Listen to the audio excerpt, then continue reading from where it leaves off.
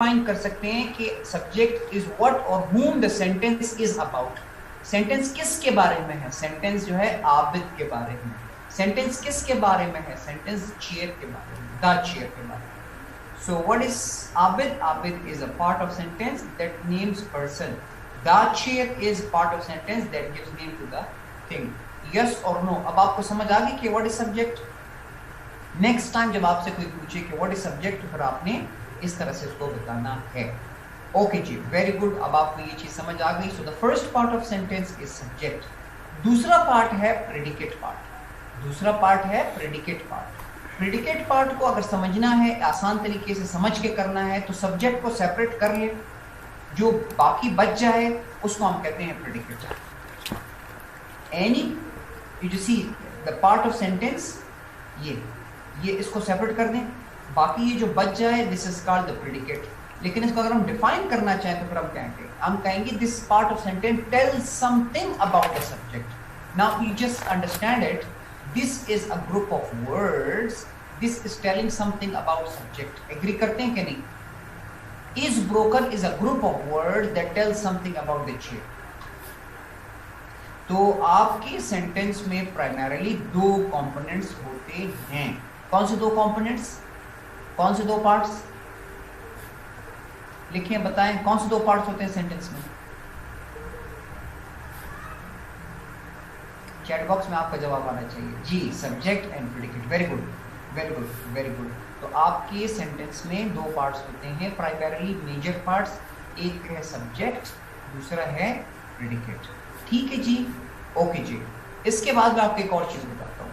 अच्छा जी, अब अगर एक चीज जो है, जो सेंटेंस का बेसिक प्रिंसिपल है स्टूडेंट्स, जो सेंटेंस का बेसिक प्रिंसिपल है वो ये है कि स्टूडेंट्स कि subject should agree with the predicate portion या subject should agree with the verb. मिसाल के तौर पर ये मैं कहता हूं कि आबिद, आबिद के बाद मैं लिखूं आर, इंस्टेड ऑफ इज मैं लिखूं आर, तो क्या ये ठीक है? Is this okay? No, no. तो it is not agreeing, the verb is not agreeing with the subject, तो इसको कहते हैं सब्जेक्ट वर्ब एग्रीमेंट। तो आपकी हमेशा कोशिश होनी चाहिए कि आपका सब्जेक्ट आपके वर्ब के साथ एग्री करें। और सेंटेंस करेक्शन में पहली चीज जो आपने देखनी है, पहले ये देख लीजिएगा कि सेंटेंस और वर्ब की एग्रीमेंट है कि नहीं है। कई फॉर्म ऑफ वर्ब तो नहीं गलत इस्तेमाल हुआ, कई सब्जेक्ट में सिंगुलर है और वो प्लूरल लगा दिया क्या, या इनवर्स वाइस वर्सा, वो चीजें हैं। तो उस तरह से तो वो चीज भी आपने देखनी बेसिक प्रिंसिपल। चलिए जी, लेट्स मूव अहेड स्टूडेंट्स। अच्छा, now we are jumping towards the phrase. अब ना what is a phrase? What is a phrase? चलिए आप बताएं, पहले आप बताएं फिर मैं बताऊं। What is a phrase?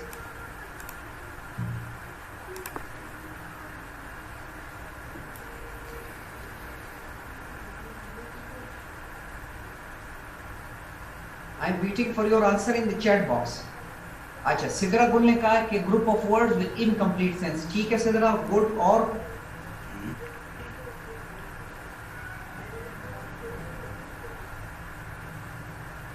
अच्छा, मारिया बशीर ने जवाब दिया है कि group of word that make sense but not complete sense. ठीक है, मारिया बशीर ने भी जवाब दिया है। जरताशा गुल ने भी जवाब दिया है same.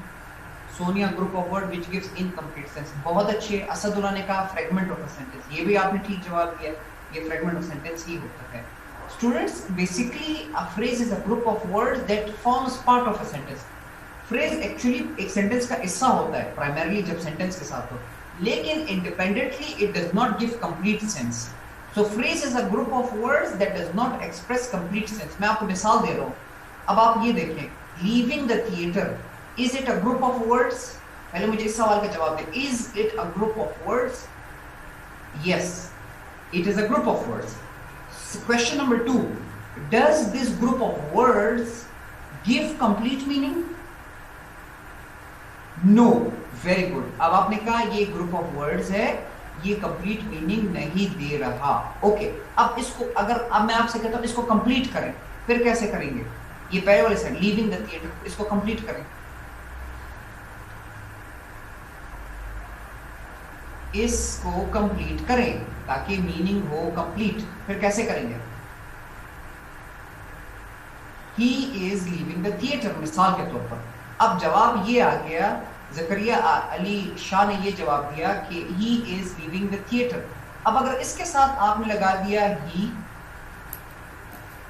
Is leaving the theatre full stop, तो फिर मैं आपसे सवाल पूछूंगा, क्या it is giving complete meaning? It is giving complete meaning. तो ये है कि E is leaving the theatre. अब ये ग्रुप ऑफ वर्ड्स हुआ और उसमें जो है कंप्लीट मीनिंग कम्युनिकेट हो रहा है, so now it has become a sentence. लेकिन leaving the theatre it is actually separately a group of words that does not express complete meaning. Lekin he is leaving the theater, so it is part of sentence now, and as a whole this sentence is giving meaning. Yes or no? समझ आई आप लोगों को? Clear है? Very good. और मुझे साथ साथ ये भी बताते रहें, आर यू फ्रेश? आगे चलता रहूं, पढ़ाता रहूं? फ्रेश हैं? Okay, very good, very good. अगर आप फ्रेश हैं so I continue the class. Very good. चलिए जी students, let's move ahead. Phrase मैंने आपको बता दिया है, नाउ लेट्स जंप टुवर्ड्स, अब एक और स्टेज पे चलते हैं, एक और स्टेज पे चलते हैं। चले जी, क्लॉज। अब मैं आपसे क्वेश्चन पूछूंगा स्टूडेंट्स, अच्छे students, what is a clause? Phrase के बाद clause, what is a clause?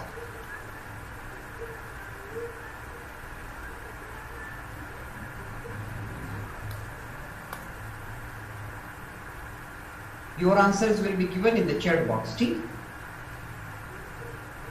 हाँ, आसमा रोमन ने जवाब दिया है कि that gives complete sense. Sidra गुल कह रही है part of sentence which gives complete meaning independently. Group of sentence give complete sense. Contain subject and predicate. जन्नत एजाज ने कहा है। ठीक है जी स्टूडेंट्स, most of you क्या सब ने ठीक जवाब दिया है? ठीक है जी स्टूडेंट्स, तो सब आपने क्लॉज का ठीक जवाब दिया है। Students, what is a clause? A clause is actually a group of words that contains two things. एक चीज याद रखिएगा, इसको मैं आपको स्टेजेस में पढ़ा रहा हूँ, I am teaching you in stages. पहला ये है कि a clause is a group of words. पहली बात ये है कि it is a group of words, एक चीज, गुड। दूसरी बात ये है कि clause contains two things, clause contains subject and clause contains predicate. दूसरी बात, ओके। तो अगर आपके माइंड में आ रहा होगा तो सर सेंटेंस में भी सब्जेक्ट और प्रेडिकेट दोनों होते हैं। जी बिल्कुल, like a simple sentence clause contains subject and predicate. तीसरी चीज ये है कि उसको फिर हमने डिफाइन करना है इनटू टू केसेस। स्टूडेंट्स, मैं आपके साथ दो वर्ड इस्तेमाल कर रहा हूँ, फिर आपको पूरा कॉन्सेप्ट समझ में आएगा। स्टूडेंट्स, व्हेन यू से यू आर इंडिपेंडेंट, इसका क्या मतलब है? अगर मैं कहूँ आई एम इंडिपेंडेंट, क्या मतलब है? इसका मतलब एक ये हो सकता है कि I do not depend on others. Yes or no? Yes or no? When I say I am independent, I do not depend on others. Very good. आपने जवाब दे दिया। और जब मैं कहूँ I am dependent, तो इसका क्या मतलब है? क्या मतलब है? चैट बॉक्स में जवाब दें। When I say I am dependent, depend on others. Majid ने जवाब दिया depend on others. Yes. तो ये दो वर्ड्स हो गए। अब मैं इसको टच करता हूँ, इस अल्फाज को लगाता हूँ क्लॉज के साथ। मैं कहूं इट इज डिपेंडेंट क्लॉज, तो इसका क्या मतलब हो गया? डिपेंडेंट क्लॉज, इसका मतलब ये हुआ कि the clause is a group of words, इसमें सब्जेक्ट भी है, प्रेडिकेट भी है, लेकिन it depends on another clause और another sentence for its meaning. यानी कि dependent clause does not give meaning independently, it can not stand alone by itself. Dependent clause को हमेशा एक और क्लॉज की मदद की जरूरत होती है, उसको एक और सेंटेंस की जरूरत होती है जिससे वो मीनिंग कम्युनिकेट करे। अब ये पांच आपके पास क्लॉजेस हैं, इसमें से मुझे बताएं डिपेंडेंट क्लॉज कौन सा है? सेलेक्ट करके बताएं।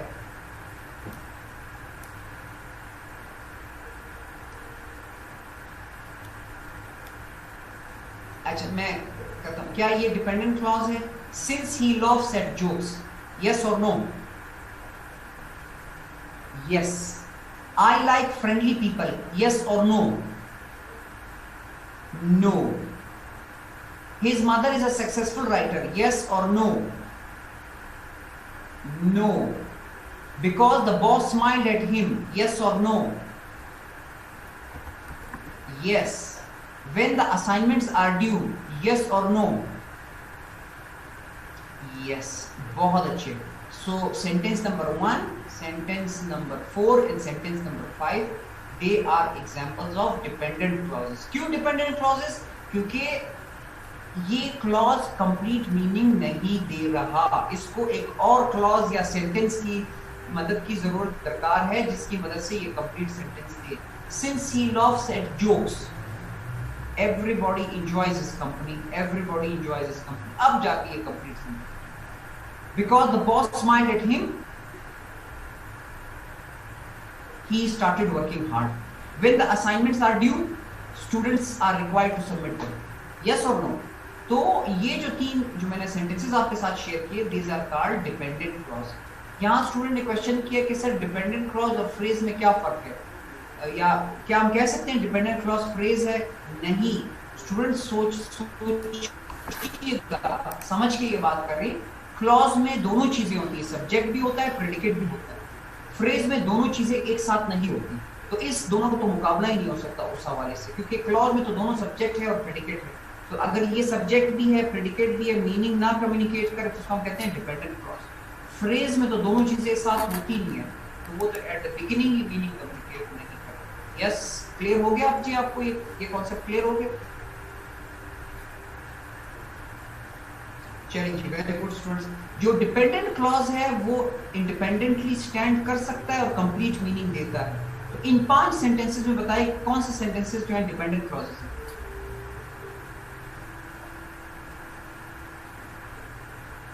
Independent, independent, independent. 2 and 3. हाँ, आई लाइक फ्रेंडली पीपल.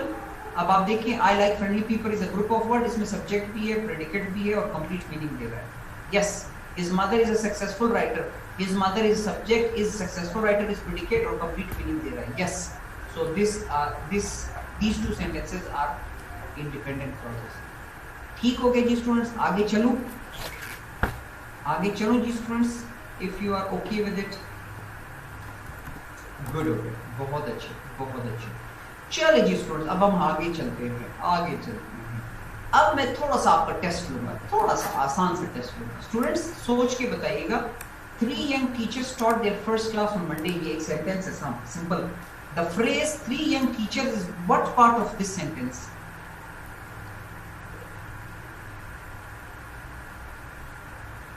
सब जवाब दें जी. वेरी गुड, आप लोगों ने ठीक जवाब दिया है. It is the subject part of the sentence. ये आपका आंसर आ गया, सब्जेक्ट. Very good. अब फिर मैं यही सवाल फिर आपसे पूछूंगा. 3 young teachers taught their first class on Monday. Taught their first class on Monday is what part of sentence? Very good, very good. So this is the predicate part of a sentence. इस sentence से आपको एक और चीज समझ आ जानी चाहिए. वो क्या है? वो ये है कि इट इज नॉट ऑलवेज कि हम कहें कि sentence is group of words. हम ये भी कह सकते हैं कि sentence is made of phrases and each phrase is performing a separate function. मिसाल के तौर पर 3 young teachers, ये 3 वर्ड्स का मजमुआ है और एक फ्रेज है. Actually it is a phrase, independently meaning नहीं देता, लेकिन सेंटेंस में it is performing the function of. किस चीज का फंक्शन परफॉर्म कर रहा है? किस चीज का काम कर रहा है? ये 3 young teachers सब्जेक्ट का काम कर रहा है. Very good. और taught their first class on Monday, ये फ्रेज किस चीज का काम कर रहा है?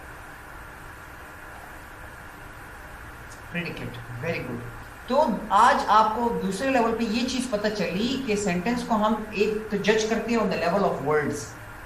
कहते हैं कि it is a group of words. जो पहला एक्सरसाइज करवाया करता क्लेवर गॉब्लिन वाला, ठीक है, वो तो था on the basis of words. ये सेंटेंस में मैंने आपको एक्सरसाइज करवाई और थोड़ा सा आइडिया आपको दिया on the basis of phrases.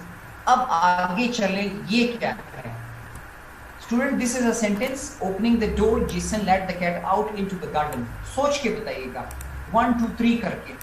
1 का आंसर क्या है? What sentence part is opening the door in terms of phrase and clause? बताएं. ओपनिंग द डोर क्या है?